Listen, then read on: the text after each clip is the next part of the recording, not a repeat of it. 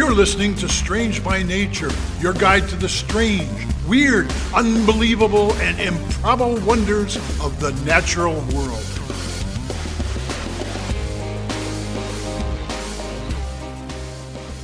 Hello, everyone. Thanks for being here today. I am Kirk Mona, and I am joined today by Rachel Ginza and Victoria Thompson. We are all professional naturalists who together have scoured the world for weird and wonderful wonders just to please your mammalian brain's desire for novelty. Isn't that nice? Let's do this.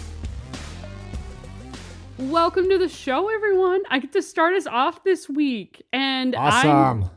I'm here with Kirk. It's very exciting. It's just the two of us.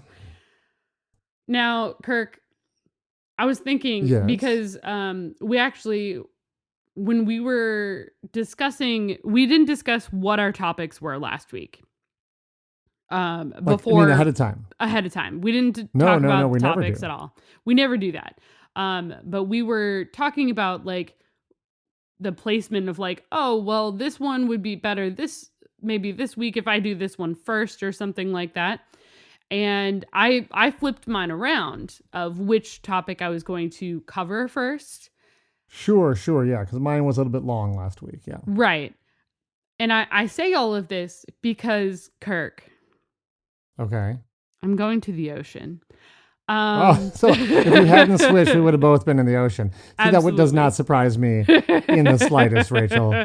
No, it doesn't. If I was a betting man, I would bet on Rachel going to the ocean every episode. I'd be wrong once in a while, but I'd be right more than I'd be wrong. I would like to say it's been a solid at least 3 episodes since I've talked about something that comes from the ocean.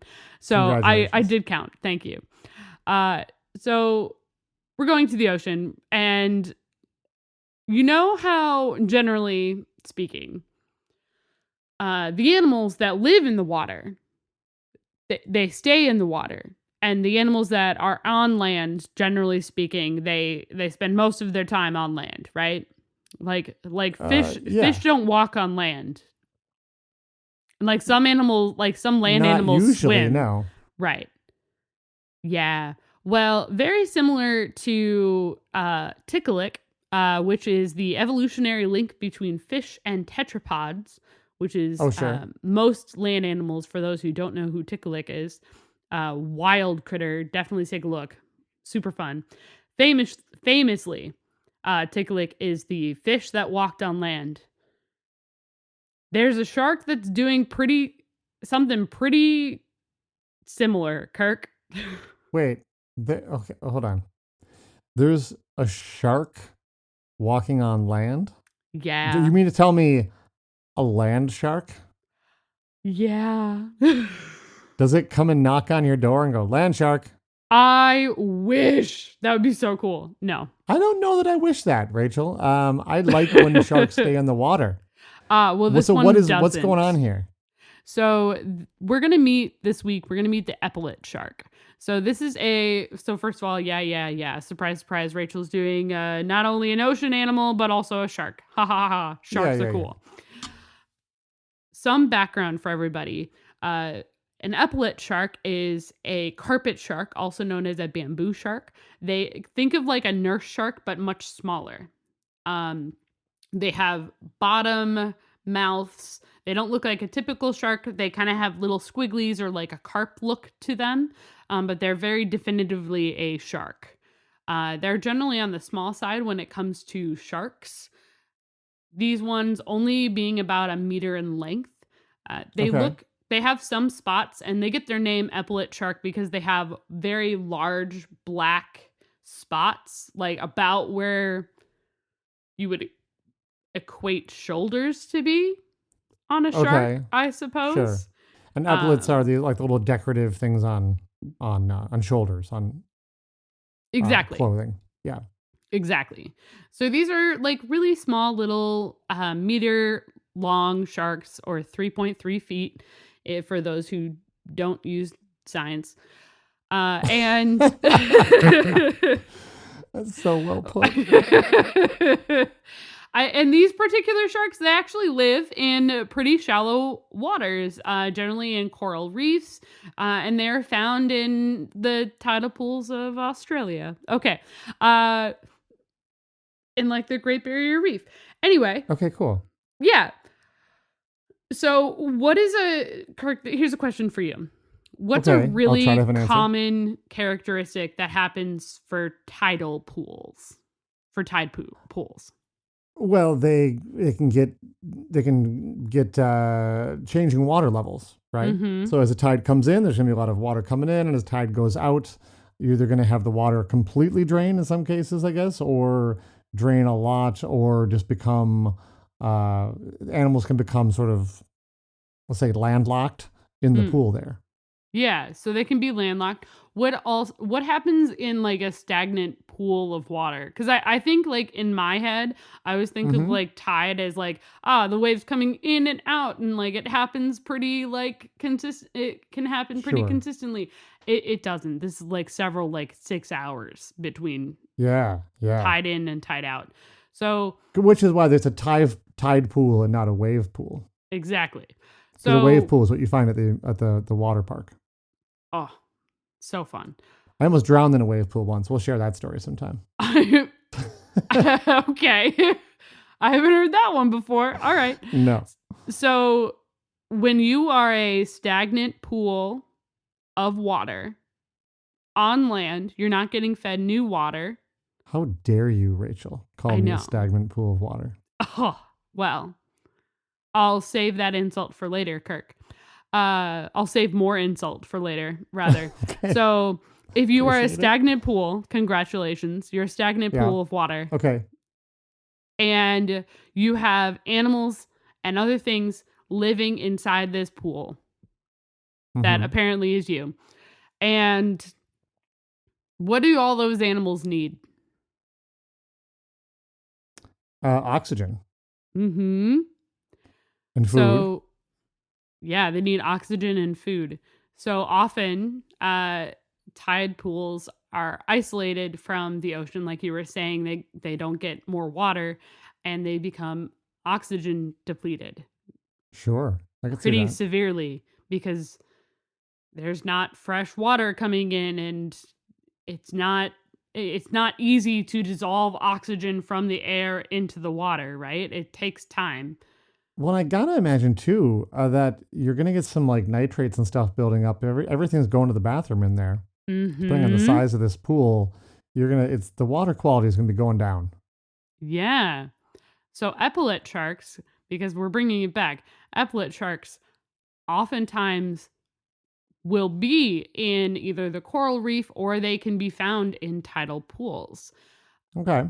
And what they have been found to do is they will go and hunt in those tidal pools, and then they will walk nowhere to run to from one pool to another across the land where there isn't any water until and then eventually back into the ocean. Now, when you say walk, is this walking or just more of like a shuffling, like a seal type thing? Like, what are we talking here? We're talking like they're walking is the word that is being used because they're using their pectoral and their pelvic fins, and they're moving side to side, very similar to how like a salamander walks. Oh, man. Yeah. So they're above the ground. They're not scooching along. They are walking on the ground. They're lifting themselves beach. Off the ground. Yep. And walking to different tide pools. They're walking along, and often even when they are in an area of the ocean where it's deep enough for them to be able to swim, they're walking more than they are swimming, Kirk. You know, just when I thought maybe Australia didn't have anything else to surprise me, come strolling in with walking sharks, Rachel. Yeah, I did. Truly land sharks. That's truly land sharks. Yeah. Unbelievable. Now, remember, these are like 3-foot sharks. So still Still. They might nip you a little bit, but like they're not gonna bother you. They eat things like worms and shrimp and crabs Sure, and little sure. things like that, right? Just the idea of a 3-foot shark that can walk on land is... What's Isn't that next, Rachel? horrifying? What's next? A Apparently, bull shark? maybe. Well, maybe not a bull shark, but okay. So epaulet We sharks talked are about the bull most sharks recently- on the golf have. course in Australia too. So. We have. So epaulet sharks are actually one of the more recently evolved sharks in terms of Interesting. evolutionary history. It's about 9 million years ago versus like Okay. most other sharks is like over 100 million years ago. So it's a more evolutionarily recent than others, but it's still been 9 million years. Now, Wow. so they're walking where there isn't water, and they're going to tide pools where the oxygen depletion can get down to 5% oxygen. Okay. So low. So really low. A lot of times, a lot of animals actually will deal with hypoxia, which is literally not having enough oxygen in your body. Right. So And- how do they do it? Well, epaulet sharks are able to survive it for 3 hours, Kirk. Oh, I expected you to say they were just kind of, some tide pools are real close to the ocean. So just kind of Mhm. scooting over some rocks and stuff. And they can be Nope. 3 hours, huh? Yeah, in like the low end of the like 5% oxygen in the tide pools in the water, they can survive over 3 hours. And they can do that Wow. because their nervous system works with their respiratory and their heart to be able to divert resources to the most necessary like functions, bodily functions. Simply stunning. And they can survive over 3 hours and then not experience any sort of hypoxia or negative effects. Wow. Yeah. I love how you said wow. I'll say it again. Because- Wow. That That's was just in amazing. the tide pools, Kirk. They're also walking between tide pools in the Well, yeah. ocean, Yeah. where there famously is just land and air and no water. Right. And they can do that for about an hour. Okay. For an hour. So, an hour totally. 3 hours in the low oxygen tide pools. Mhm. An An hour hour on land. without on land. Just That's enough to like no walk into side town effects. and get a drink and hang out for a while and come back. Pretty much is what's happening for the epaulet Wild. sharks. Wild. Isn't it nuts? like this is probably what, so to give like a little bit of context of like how wild that is anyway, the fact that they're already walking on land and It's weird enough. is weird enough. But this is the type of step that if there's enough pressure and it keeps going in this direction, you end up with sharks on land that breathe Right. air. Now you're gonna need a few million years to Right. We've got time, really but get still. there. Gosh, Yeah. that's it's got to be tough though, because like there needs to be a reason for it. Like, Mhm. and you think about the predators that already like the 4-legged predators we have on Earth, on land. Yeah, I mean that are pretty much dominant in their habitats. A shark, even if the fact that it can go to these tide pools is great, but if it were to say, I'm going to go hunting on land, Mhm. like the animals on land have evolved to escape much faster, much more deadly. Oh, yeah. 4-legged animals and things. So, And but, these maybe in guys some are sort of- slow. yeah, maybe in some sort of island habitat or something where there aren't any natural predators. You could see how evolution could end up having, Yeah. a much more a land shark that could just walk around eating birds or something like that. It's given enough time that could happen. Exactly. So I mean, it could happen. It just will take a long time. But None of us will be here to see it. No. thank goodness. Like That's as cool probably- as that's this okay. is, and how much I want to see it, I'm good. Thank you. All right. Yeah. So that is what I had for you today. Sharks that walk on land. I'm not sorry, because that is really cool. But that is all I have for you this week, Kirk. Wow, cool. Thank you. Yeah, of course. One Before more. we Wow. go, yeah, one more wow. I do have to give credit where credit is due. My sources this week were Wikipedia, the Aquarium of the Pacific, the Florida Museum, and the Australian Museum also had an excellent article about epaulette sharks. Great. Thank you. Yeah. So we're going to take a quick break. And when we return, it'll be Kirk. Truth.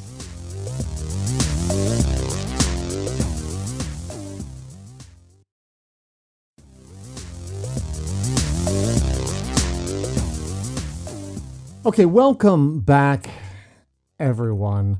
Rachel, this one is real special. Ooh. So I'm intrigued. Sometimes on this show, we talk about things that we just know. And we, Right. as educators, we teach about in our everyday jobs. I But mean, we a couple weeks ago, I talked about jewelweed. Exactly. And there's some like weird stuff that I think sometimes we take for granted because we don't necessarily think of it as weird. But when you stop and think about it, it's like, no, that's really weird. We should talk about that. Well, the amount of times I've gone to my non-naturalist friend to be like, oh yeah, like this thing that happens all the time. And they're like, I'm sorry, what? What does what now? But it's fun to find things that are new to us as well, right? Mm-hmm. And sometimes something just comes across your desk and you say, oh yes, this is it. This is for the show. And that's what happened this week. I'm so excited. I saw this and I immediately said, yep, that's it. That's the kind of weird crap our I listeners saw that like. text message. Yeah, I texted you guys and I was like, I found it. It happened. Amazing. So here we go, Rachel. We are traveling to Japan to meet beautiful. researcher and ecologist Shinji Sugiura. And now, as an ecologist, part of what you want to understand is the relationships between different species. And if you want to understand the whole of a habitat, you need to understand the parts. And that's what a lot of an ecologist is doing, is trying to understand all those parts and all the relationships between them. So Right. Sugiura was interested in the ecology of rice paddies, which is pretty interesting. And, they're not just places that rice grows. If you have these bodies of water, naturally things are going to be attracted to them. And so there's sort of a whole ecology of the rice paddy. Like giant and salamanders. Could be, yeah. But in this case, he was actually interested in another member. You're close. A member of, it's a type of amphibian, right? Ooh. In this case, it was a frog. He wanted to understand both what was the relationship between a frog and a beetle. And so the frog is Palophylax nigromaculatus, aka the black spotted pond frog. Okay. And the beetle in question was Regum bartia, attenuata. This is Excellent also job. known. Well, thank you. This is also known as the Japanese scavenger beetle. So he's like, these both live in the rice paddy. I'm assuming they run into each other a lot. Like, what's going on? This hadn't really been studied. Okay. So what this ecologist does is he puts the two of them together and watches. So pretty simple. I don't even think I'd call it an experiment at this point. It's just like, it's observation. What'll happen? Like we all do. This is where a lot of science happens. It's like making some observations. Puts them together, and not surprisingly, the frog ate the beetle. Which Amazing. is like, yep. Who would have thunk? Who would have thunk it, right? That's kind of what you thought. That's what they do. That's not too surprising. Now, he had a hypothesis when it came to these two species. He knew they lived together in these ponds. So what he was curious about was, does the beetle have any defense against being eaten by the frog? Maybe it would. It'd be pretty cool to find that out. He thought maybe they'd be able to like fight their way out of the frog's mouths. We've seen that in some beetles before. And that's not a crazy idea. That's been documented before. There's also like crazy cases of animals that release like a foul compound into an animal's mouth, and they're like, awful. We've covered that on the show a couple different Yeah, times. I mean, there's a number of different ways species can do that.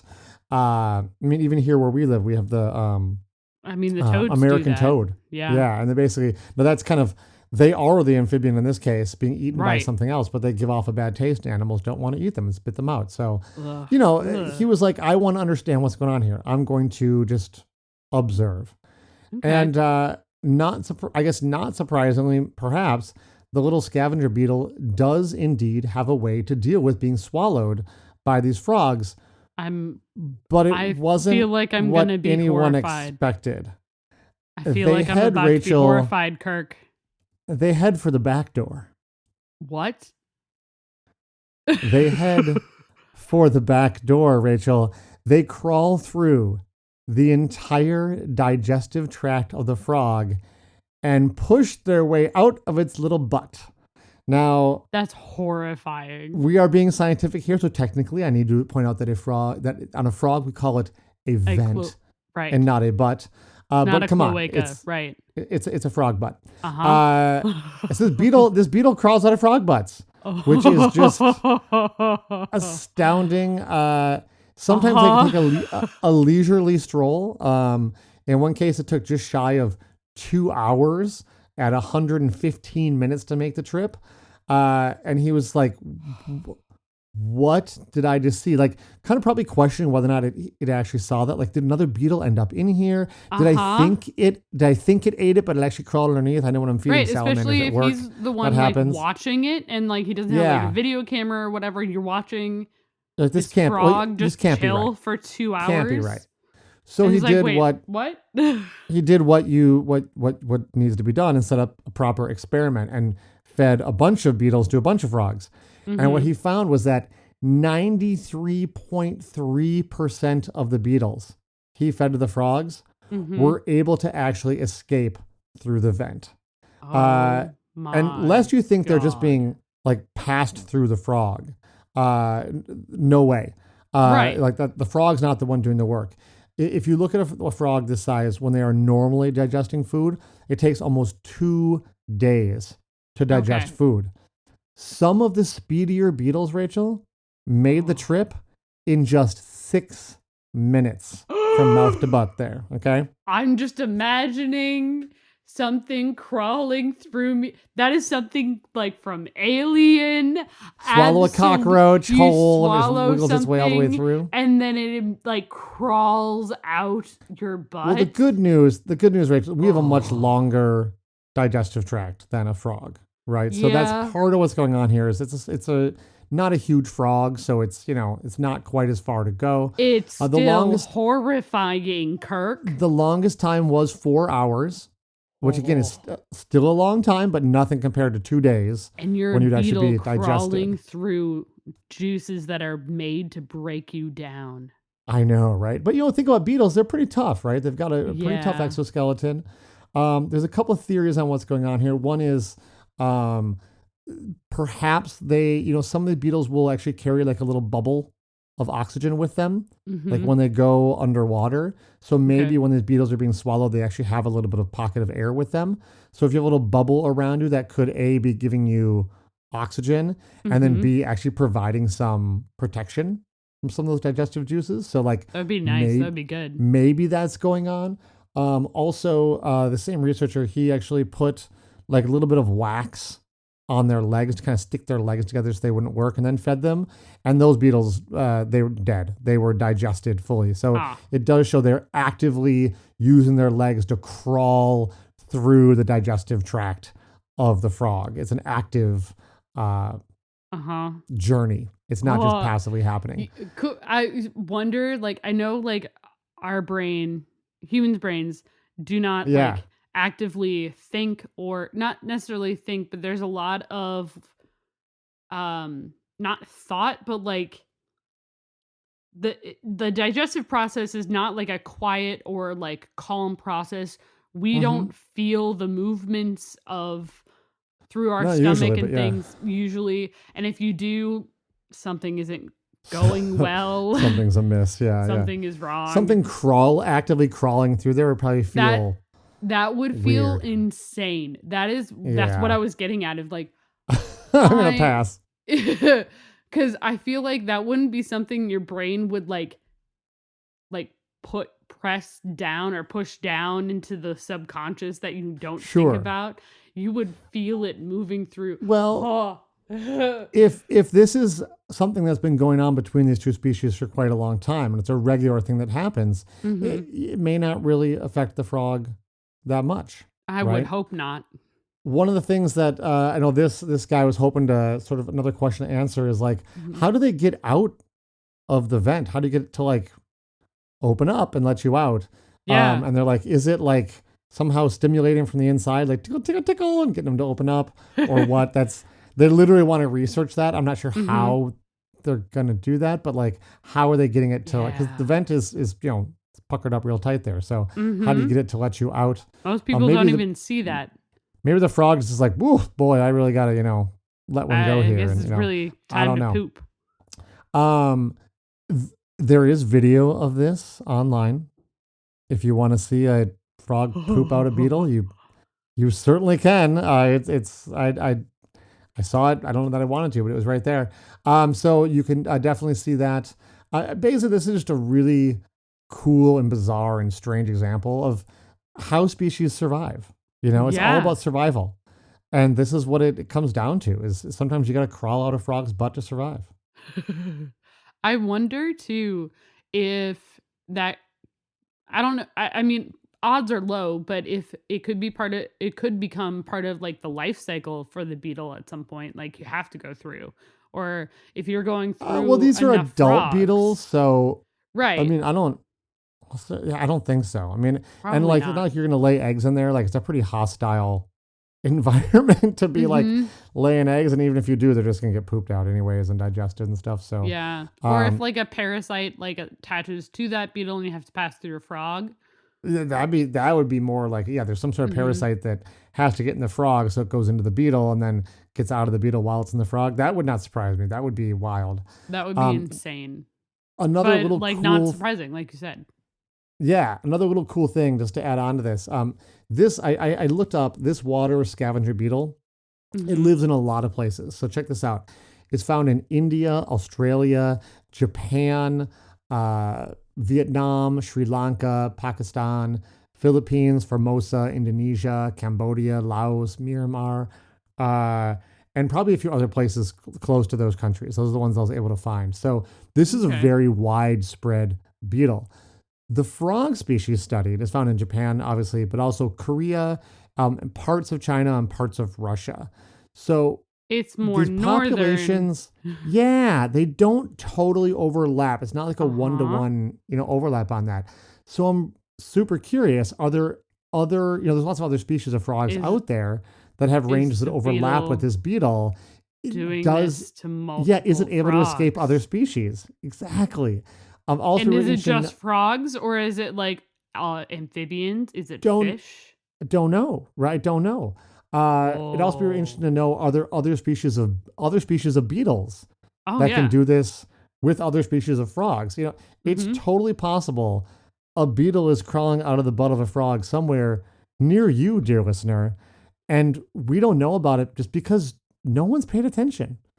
And that's one thing that Horrifying. blows my mind is that, like, well, it's awesome that this world is so big, and I think there's this tendency of a lot of people to think like, oh, we figured everything out. I mean, we're making some little discoveries around the edges, and it's like, no, someone has to sit down and study every single species, sometimes dedicate their life to it to like understand that one species. And there's more species than there are, like almost people, right? So it's like how there's so much we don't know that is out there waiting to be discovered about strange relationships between creatures and how they work. So things are it's constantly fascinating. changing too.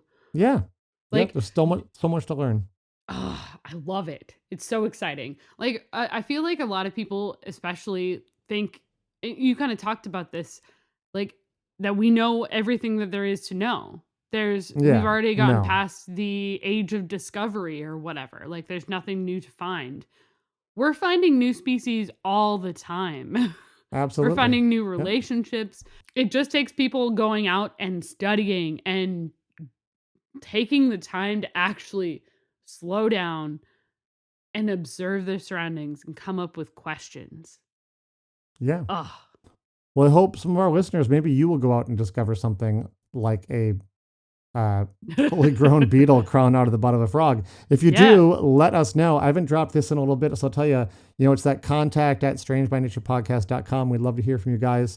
If you're on the Podbean app, go ahead and you can put a comment right there in the app, and we'll see that. Love that. I want to tell where I got some of my sources for this week. There's great articles on this in Wired magazine, Smithsonian magazine, some information on Wikipedia, and of course the journal article itself, which is called Active Escape of Prey from Predator Vent via the Digestive Tract, very succinct, by Shinji Sugiura in the journal Current Biology. So very fun. That's so cool, Kirk. Horrifying. Oof, absolutely. Yes. I'm going to be thinking about that for a while, but also, that's so cool. Yeah. Well, just like the beetle, Rachel, we've made it to the end. Oh. That was terrible. It had to be said. Sometimes I forget how much of a dad you are. It's true. It's true.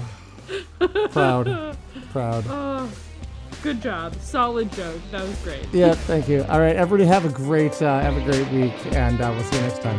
Yeah, thanks for listening, everyone. Bye. Bye-bye. Thanks, everyone, for listening to today's show. Be sure to subscribe. New episodes drop every Wednesday, and we love sharing this strange world with all of our listeners. If you would be so kind as to leave us a 5-star review, that would be great. It lets other lovers of the strange discover the show. You can reach out to us on social media by searching for Strange by Nature Podcast on Twitter, Facebook, and Instagram. You can send us an email as well. Our address is contact@strangebynaturepodcast.com.